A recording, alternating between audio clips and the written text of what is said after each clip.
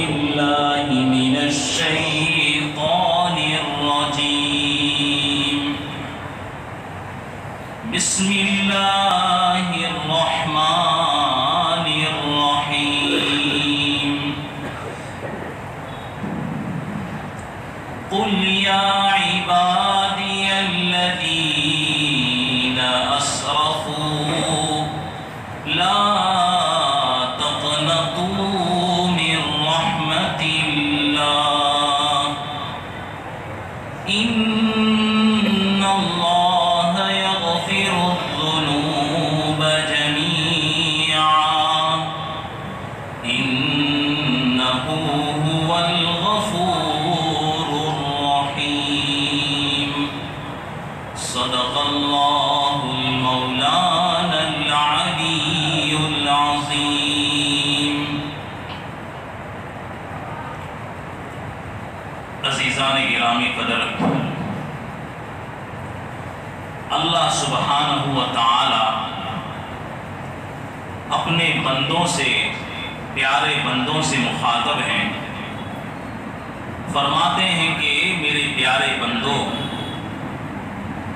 میں نے تمہیں ایک بشر ہونے کی حیثیت سے دنیا میں وجود بخشا، انسان بنا کر پیدا کیا، اور اسی بشری تقاضے سے تم نے اپنے جی جان پر گناہوں کے ذریعے ظلم کیا. گناہ کیے تو تم نے اپنے آپ پر زیادتی کر لی، اپنے نامہ اعمال کو خراب کر دیا. تو دنیا میں اگر کوئی کسی کا نافرمان ہے تو وہ اس شخص سے منہ چھپائے پھرتا ہے، بھاگتے پھرتا ہے. اللہ تعالیٰ فرماتے ہیں کہ میں تم جس سے منہ چھپاتے ہو اس کا بھی میں خالق ہوں، اور جس کی تم نے نافرمانی کی ہے یعنی تم نافرمان ہو، میں تمہارا بھی خالق ہوں. میں دنیا کی ہر چیز کا خالق ہوں، اور میں تمہیں اعلان کرتا ہوں کہ لا تقنطوا من رحمت اللہ، تم اللہ کی رحمت سے نا امید مت ہونا. میری رحمت کیا ہے؟ اللہ تعالیٰ فرماتے ان اللہ یغفر الذنوب جمیعا. اللہ کی رحمت یہ ہے کہ 100 انسانوں کا قاتل ہے جس نے بلا وجہ بے قصور 100 مرڈر کر لیے. اللہ تعالیٰ فرماتے ہیں کہ اگر وہ اخلاص کے ساتھ، للہیت کے ساتھ، سچی پکی توبہ کرتے ہوئے میرے دربار میں آ کر گڑ گڑا کر آنسو بہا دیتا ہے، اس ارادے کے ساتھ کہ آئندہ یہ میں برے کام نہیں کروں گا، اللہ تعالیٰ فرماتے ہیں میں اسے قاتل کو بھی بخش دیتا ہوں، اس کی بھی مغفرت فرما دیتا ہوں، کیونکہ اب وہ اس گناہ کے کام کو آئندہ کرنے کو منع کر رہا ہے. میرا دل اتنا سخت نہیں ہے کہ جو آئندہ نیکوکاری کا عزم کرے، صلاح کا عزم کرے، نیک بننے کا ارادہ کرے، اور میں اس کے گناہ کو معاف نہ کر کے اس کو نیک بننے نہ دوں، یہ میرا دل گوارا نہیں کرتا. اللہ تعالیٰ اس کو بھی معاف فرما دیتا. اِنَّهُ هُوَ الْغَفُورُ الرَّحِيمُ. بے شک اللہ تعالیٰ بہت زیادہ بخشش کرنے والے، مغفرت کرنے والے، گناہوں پر پانی پھیر دینے والے ہیں. تو وہ صرف و صرف اللہ سبحانہ و تعالیٰ کی ذات ہے. لیکن اللہ کو اس بندے سے بڑی ناراضگی ہے جو گناہ کرتا بھی ہے لیکن گناہ کرنے کے بعد گناہ کے گناہ ہونے کا احساس تک نہیں ہوتا. گناہ کیا ہے اور اسے گناہ کا احساس بھی نہیں ہوتا. دوستو یاد رکھو، جب ہم گناہ کرتے ہیں اس کی تکلیف آج نہیں تو کل ضرور بھگتنا ہے. گناہ ایسی چیز ہے، گناہ کرے اور اس کے بعد اس کو معاف نہیں کرایا، کسی کا حق مار لیا، صاحب حق سے اس حق کو معاف نہیں کرایا، اللہ کا حق دبا لیا، اللہ سے بھی معافی نہیں مانگا، ایسے ہی چلتے رہے. فرمایا یہ گناہ تمہیں آگے چل کر کاٹے گا، مصیبت بنے گا. حضرت جنید بغدادی رحمت اللہ علیہ، اتنے بڑے پیر اولیاء گزرے، وہ راستے سے چل رہے تھے، ساتھ میں مرید بھی چل رہا تھا۔ مرید نے سامنے سے خوبصورت حسین چہرہ دیکھ لیا۔ جب نظر پڑی اس چہرے کے اوپر تو نظر پڑتے ہی حکم یہ ہے کہ وہ غلط ہے حسین چہرے کو دیکھنا جو تمہارے حق میں نامحرم ہے، اسے نہیں دیکھ سکتے، تو حکم یہ ہے کہ نظریں پڑتے ہی نظروں کو نیچے جھکا لیا کرو۔ لیکن مرید نے بڑی طبیعت سے مستی سے اس کو دیکھ لیا۔ پھر اس کے بعد کہتا ہے کہ حضرت مجھ سے غلطی ہو گئی۔ بولے کیا؟ کہ میں یہ آپ سے پوچھنا چاہتا ہوں، مسئلہ یہ ہے کہ میں اگر کسی غیر محرم عورت کے چہرے کی طرف یا کسی نابالغ چکنے لڑکے کے چہرے کی طرف میں شہوت سے دیکھ لوں تو کیا اس کے باوجود بھی اللہ مجھے معاف کر دے گا؟ مرید نے سوال کیا۔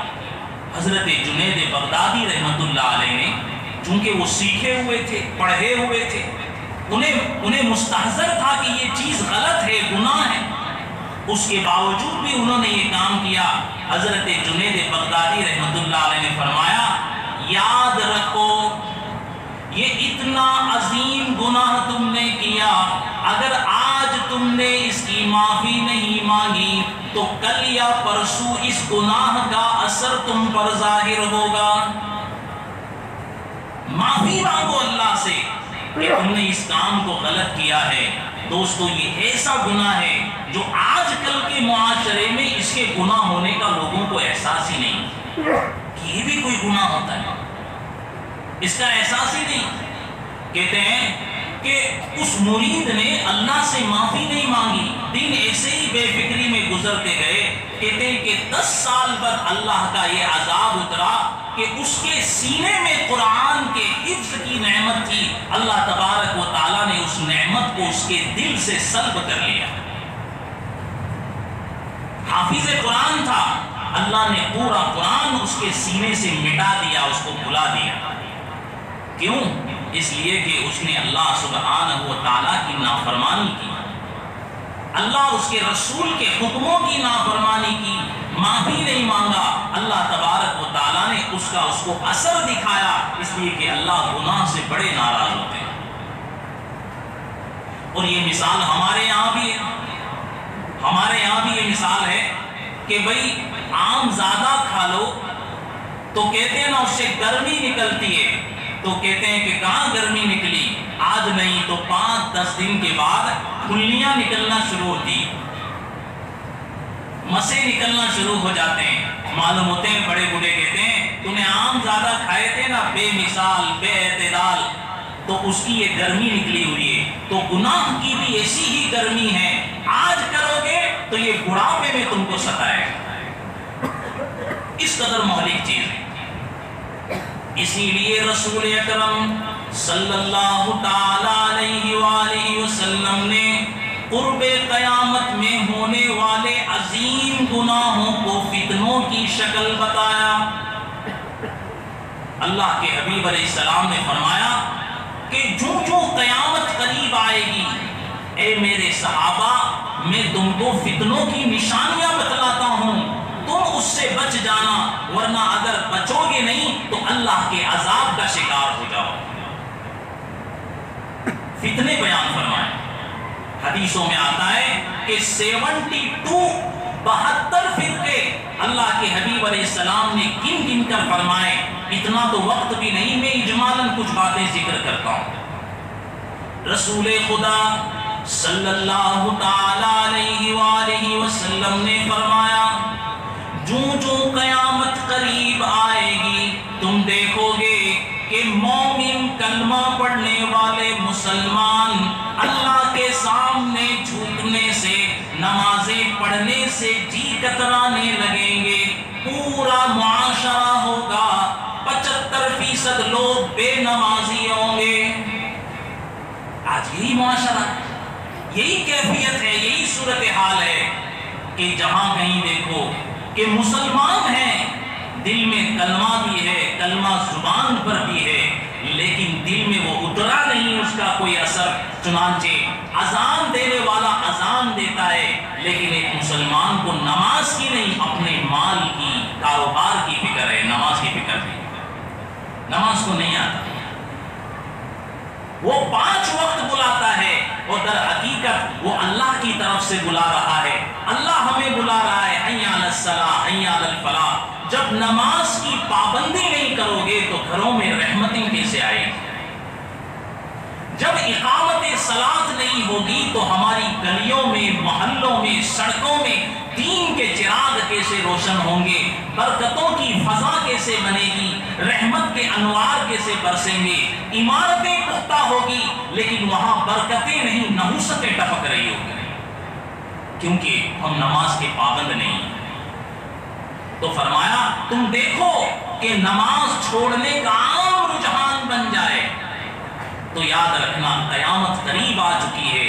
آج کل یہ ایک فتنہ بن چکا ہے، نماز کو چھوڑ دیں۔ ہر چیز ہے، کوئی بھی کام ہے جس میں مالی فائدہ ہے تو کیا بولتے، چلو بعد میں پڑھ لیں گے، اکیلے پڑھ لیں گے، پہلے یہ کام نمٹا دیتے ہیں۔ اللہ تعالیٰ فرماتے ہیں نماز پڑھ لے، میرے تیرا کام جو ہے اس سے بہتر انداز میں نمٹا دوں، کیونکہ اس کام کو پیدا کرنے والا بھی اللہ تعالیٰ ہے۔ دوسری بات رسول اکرم صلی اللہ تعالی علیہ وآلہ وسلم نے بیان فرمائی کہ قیامت کے قریب قریب لوگوں میں امانت کے اندر خیانت کرنے کی عادت پڑ جائے گی۔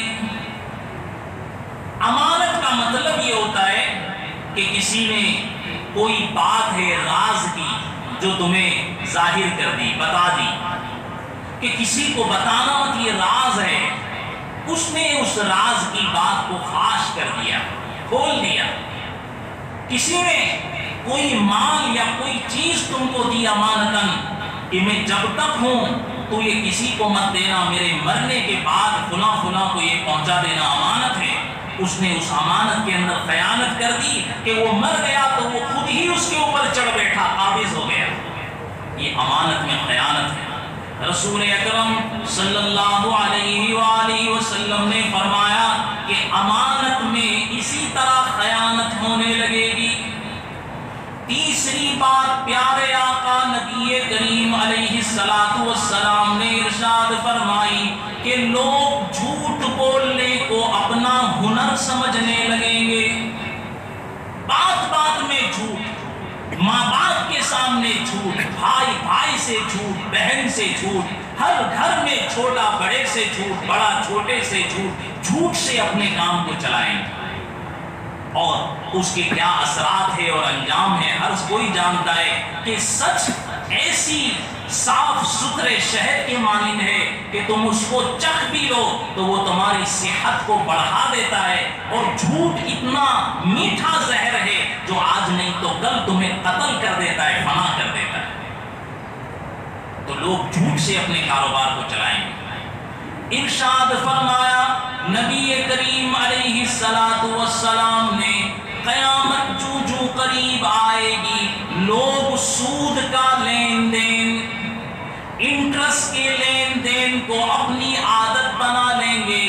ایسا محسوس ہوگا کہ سود تو ان کا بیٹا ہے۔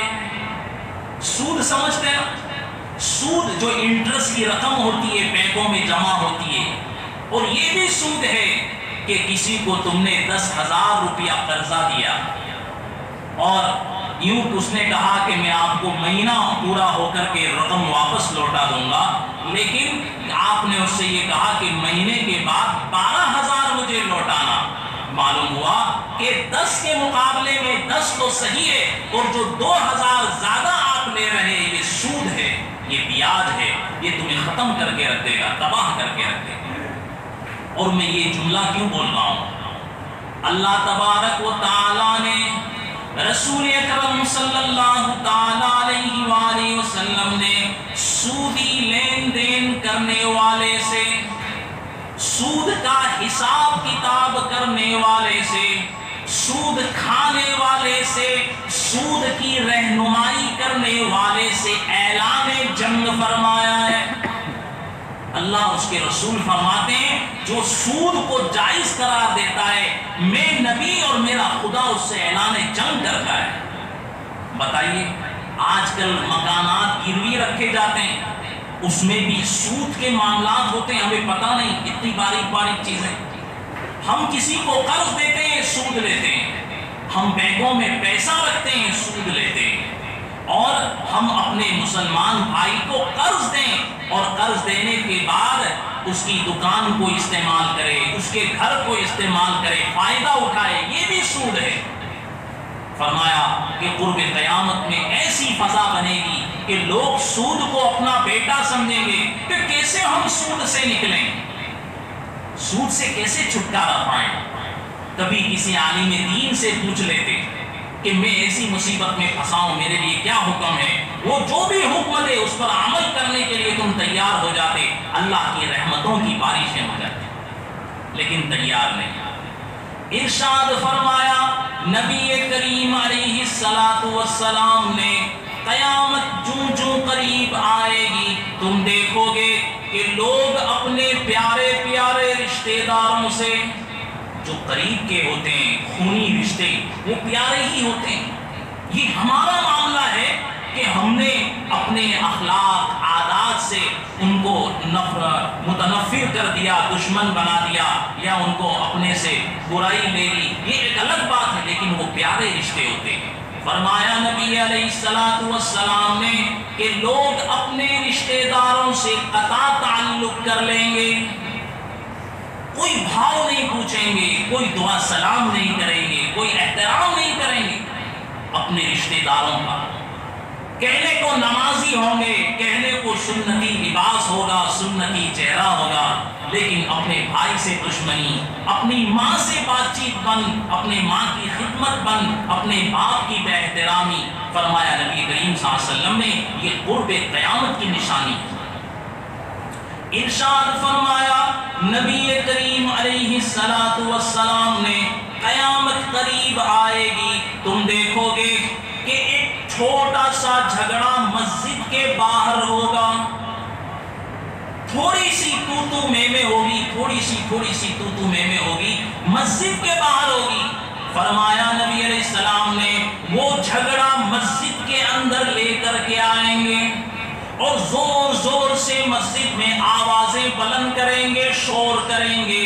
یاد رکھو، کان کھول کر کے سن لو کہ قیامت قریب ہے۔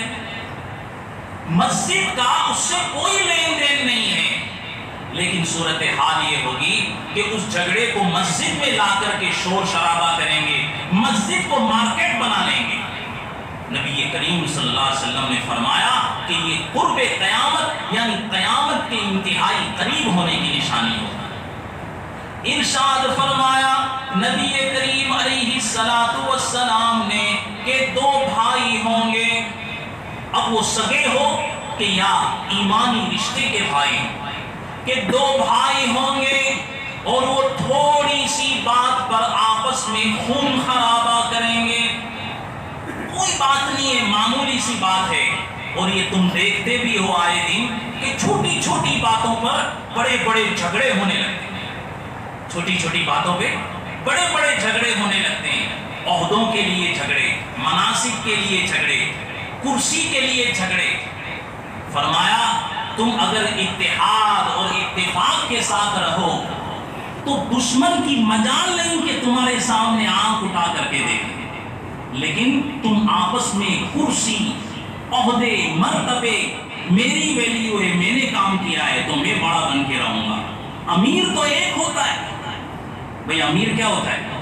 ایک ہوتا ہے، اس کو کسی نے امیر منتخب کر لیا، وہ فقیر بھی ہو رستے کا، اسے امیر بنا دیا گیا تو سب کو اس کے پیچھے چلنا ہے، اسی میں ہماری خیر ہے، اسی میں ہماری فلاح ہے، اسی میں ہماری کامیابی ہے، لیکن آپس میں جھگڑا کریں گے اس قدر کہ خون خرابے ہو جائیں گے۔ اللہ کے حبیب علیہ السلام نے فرمایا کہ یاد رکھو یہ قیامت کے قریب ہونے کی نشانی ہے۔ ارشاد فرمایا نبی کریم علیہ السلام نے کہ ایک باپ ہوگا، ایک بیٹا ہوگا، ایک ماں ہوگی، باپ بیٹے سے کوئی حکم کرے گا، بیٹا باپ کی بے عزتی کرے گا، گالیاں دے گا، ماں کو دنیا کے سامنے ذلیل و رسوا کرے گا، اور یہی بیٹا اپنے دوستوں کی مجلسوں کو آباد کرے گا۔ قیامت کے قریب یہ بھی ہوگی کہ اپنے دوستوں کے ساتھ تو ایسی محبتیں ہیں کہ رات کے اوقات بھی کم پڑتے ہیں، ٹائم بھی کم پڑتا ہے، اور ماں سے پتہ نہیں اسے کیا تکلیف ہے کہ 2 منٹ بیٹھنے میں بھی اسے کانٹے چوبتے ہیں۔ ماں سے ایسا تعلق ہے جس ماں نے کڑوی کسیلی کھا کے، گرم گرم دھوپ کھا کے اپنے آنچلوں میں اس کو رکھا، آج یہ اس کے ساتھ ایسا سلوک کرتا ہے۔ اللہ کے حبیب علیہ السلام سے کسی صحابی نے پوچھا، میرا باپ کوئی گناہ کرے، میری ماں کوئی گناہ کرے تو بھی مجھے یہی حکم ہے؟ اللہ کے حبیب نے فرمایا، اس کا گناہ وہ بھگتے گا، لیکن وہ تو تیری ماں یا باپ ہے، تو اس کے ساتھ احترام کا معاملہ کیا۔ کتنی عظیم بات ارشاد ہے۔ باپ کے گنہگار ہونے سے ہمارے لیے یہ لازم نہیں ہوتا کہ ہم اس کی بے احترامی کریں، بے عزتی کریں۔ اللہ کے حبیب علیہ السلام نے فرمایا، جب تم دیکھو یہ عام ہوتا جا رہا ہے تو یاد رکھو کہ قیامت کے قریب ہونے کی یہ نشانی ہے۔ ارشاد فرمایا نبی علیہ السلام نے، ایک شوہر ہوگا، ایک بیوی ہوگی، شوہر کے سامنے کوئی قضیہ آئے گا، کوئی معاملہ آئے گا، کوئی فیصلہ آئے گا، کوئی میٹر آ جائے گی، شریعت بولے گی منع ہے، بیوی بولے گی جائز ہے، شوہر شریعت کے حکم کو بالائے طاق رکھے گا اور بیوی کی غلامی کرتے ہوئے اسے جائز قرار دے گا۔ یہ جب ہونے لگے اور کثرت سے ہونے لگے، نبی علیہ السلام نے فرمایا کہ جب تم یہ منظر دیکھنے لگو، دیکھو ہاں یہ ہو رہا ہے، یہ ہو رہا ہے، یہ قیامت کے قریب ہونے کی نشانی ہے، قیامت قریب آ گئی۔ ارشاد فرمایا نبی علیہ السلام نے کہ قیامت قریب ہوگی، لوگ شراب کو شربت کی طرح پینے لگیں گے۔ شراب ہے، اسے شربتوں کی طرح پیا جائے گا، اور شربت کیا ہے؟ میٹھا ہوتا ہے، خوشبودار ہوتا ہے، تو اس شراب کو بھی ایسا بنایا جائے گا، اس کے لیے ایسی مشینری لائی جائے گی کہ کسی کو احساس نہ ہو کہ میں شراب پی رہا ہوں یا شربت پی رہا ہوں۔ آج کل تم دیکھو ایئرپورٹ کے اوپر اور دوسری جگہوں پر یہ سب کچھ ہو رہا ہے۔ فرمایا نبی کریم صلی اللہ علیہ وسلم نے کہ شراب ام الخبائث ہے، سارے خبیثوں کا باپ شراب ہے۔ اسی لیے نیند میں سوتے سوتے کسی نے بیوی کو طلاق کا لفظ بول دیا، طلاق نہیں ہوتی ہے، لیکن شراب پی کر آیا اور بیوی کو بول دیا تو فوراً طلاق واقع ہو جاتی ہے، کیونکہ وہ سب سے بڑا خبیث ہے جو شراب پی کر اپنی بیوی کے ساتھ یہ سلوک کرتا ہے۔ ارشاد فرمایا نبی کریم صلی اللہ تعالی علیہ وآلہ وسلم نے کہ جب قیامت قریب ہوگی تو تم دیکھو گے لوگ اپنے بچوں کے پیدا ہونے کو ناپسند سمجھیں گے۔ فیملی پلاننگ، وہ ہے نا، ہم دو ہمارے دو کافی، اسی میں سکون ہے۔ بچوں کے زیادہ ہونے سے گھبرائیں گے، چنانچہ دیکھو آج کل ایسا ہی ماحول ہے۔ یہ جو آپریشن ہے، پیٹ کے آپریشن کیے جاتے ہیں، ڈیلیوری آپریشن، یہ سب اسی لیے جان بوجھ کر کے لگ بھگ کیے جاتے ہیں تاکہ 3 سے زیادہ بچے پیدا نہ ہوں۔ اور نارمل ڈیلیوری کے بہت سارے علاجات ہیں، لیکن لوگ اس کی طرف اس کو تلاش بھی نہیں کرتے، کسی سے پوچھتے بھی نہیں، جا کے ہاسپٹل میں سو جاتے ہیں۔ اور بچوں کی کثرت کو ناگوار سمجھتے، کون کھلائے گا، کون کھلائے گا۔ فرمایا ان اللہ هو الرزاق ذو القوة المتین۔ کتنی بھی اولاد ہو، جتنے بھی بچے ہو، اللہ تبارک و تعالیٰ نے جب اس کو بھیجا ہے تو اس کو اس کا رزق اور روزی لے کر کے بھیجا ہے، جو اللہ تعالیٰ اس کی آخری سانس تک اس کو پہنچا دیں گے۔ تمہیں صرف اس کی نگرانی کرنی ہے کہ وہ کوئی بری لت میں نہ چلا جائے، بچے کو اچھے سے دیکھ ریکھ کرنا ہے، بری عادت کا شکار نہ ہو جائے، اچھے سے اس کو پالن پوشن کرنا ہے جہاں تک تم کو حکم دیا گیا ہے، پھر بالغ ہونے کے بعد خود اس کو محنت کرنی ہے۔ یہ تربیت کے اوپر ہے ماں باپ کی۔ اللہ نے کسی کو بوجھ نہیں بنایا اولاد، لیکن قیامت کے قریب قریب فیملی پلاننگ کا دور شروع ہو جائے، غلط سمجھیں گے بچہ پیدا کر کے۔ ارشاد فرمایا نبی کریم علیہ السلام نے کہ جب تم ایسے ایسے فتنے دیکھنے لگو، کیسے جو بیان کیا اور اس کے علاوہ بھی بہت سے ہیں، کہ جب تم ایسے فتنے دیکھنے لگو تو تم کو عذاب کی شکلیں میں بتاتا ہوں۔ جب ایسا ہونے لگے گا سب سے پہلا عذاب یہ ہوگا، پیارے آقا نے فرمایا اللہ تعالیٰ زمین کو ہلا کر کے رکھ دے گا۔ جب یہ بدعمالیاں شروع ہو جائے اللہ زمین کو ہلا دے گا، اور زمین کو ہلانے کا مطلب یہ ہے کہ تم نے بڑے بڑے تعمیرات کے پلان طے کر رکھے تھے کہ ہم اتنا ارب خرب روپے کی عمارتیں بنائیں گے، اللہ تعالیٰ اس کو چٹکیوں میں زمین بوس کر دے، اللہ ناراض ہو جائے گا۔ ارشاد فرمایا دوسرا عذاب یہ ہوگا کہ اللہ تعالیٰ سرخ انگارے، لال انگارے والی آندھی چلا دیں گے، سخت طوفان چلے گا۔ چنانچہ دیکھو پہلے زمانے میں اتنے طوفان نہیں آتے تھے جو آج کل آ رہے ہیں، اور تھوڑی تھوڑی دیر کے اندر بڑے ایک دم ہائی سیٹ جو قطرے ہوتے ہیں اسے بھی اکھاڑ کر کے باہر پھینکتے تھے۔ یہ اللہ کا عذاب نہیں ہے تو اور کیا ہے؟ ارشاد فرمایا نبی علیہ السلام نے تیسرا عذاب یہ ہوگا کہ اللہ تبارک و تعالی ایسے گناہوں میں مست رہنے والوں کی شکلوں کو سور کی شکل میں، خنزیر کی شکل میں، بندر کی شکل میں، گدھے کی شکل میں بدل دیں گے۔ اللہ ہم سب کی اس سے حفاظت فرمائے، اللہ خوب اس سے حفاظت فرمائے۔ اللہ تعالیٰ اس پر قادر ہے جب نبی کریم علیہ السلام کہہ رہے ہیں۔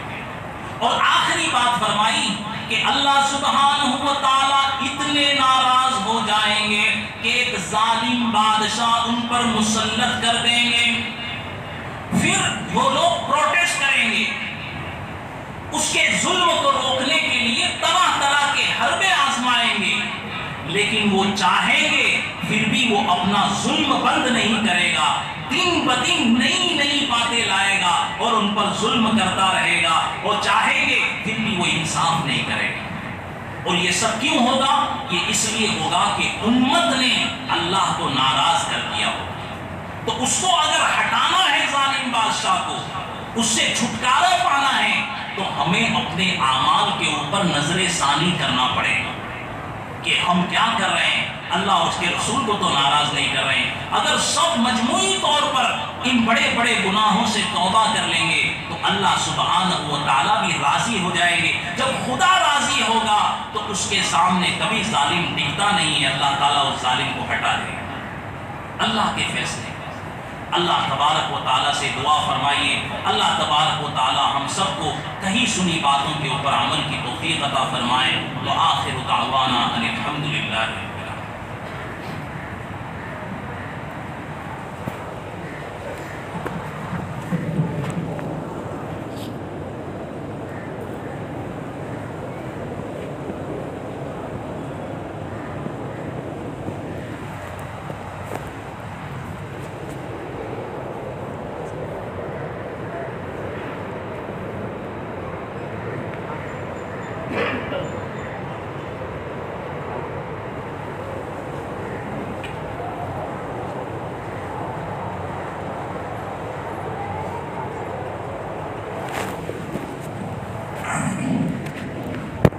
محترم حضرات، آج جمعہ کو عشاء کی نماز کے بعد کل سنیچر کو عشاء کی نماز کے بعد ذکر کی مجلس منعقد کی گئی ہے، اصلاحی مجلس۔ حضرت مولانا ثاقب صاحب نوساری دامت برکاتہ تشریف لائیں گے۔ سبھی حضرات اس میں شرکت کی کوشش کریں اور اپنے دوسرے مومن بھائیوں کو بھی دعوت عام کریں تاکہ وہ بھی شرکت کریں اور فائدہ اٹھائیں، اس لیے کہ اللہ تعالیٰ فرماتے الا بذکر اللہ تطمئن القلوب، کہ کان کھول کر کے سن لو، اللہ کی یاد سے دلوں کو اطمینان ملتا ہے۔ تو بھائی سب کوشش کریں انشاءاللہ۔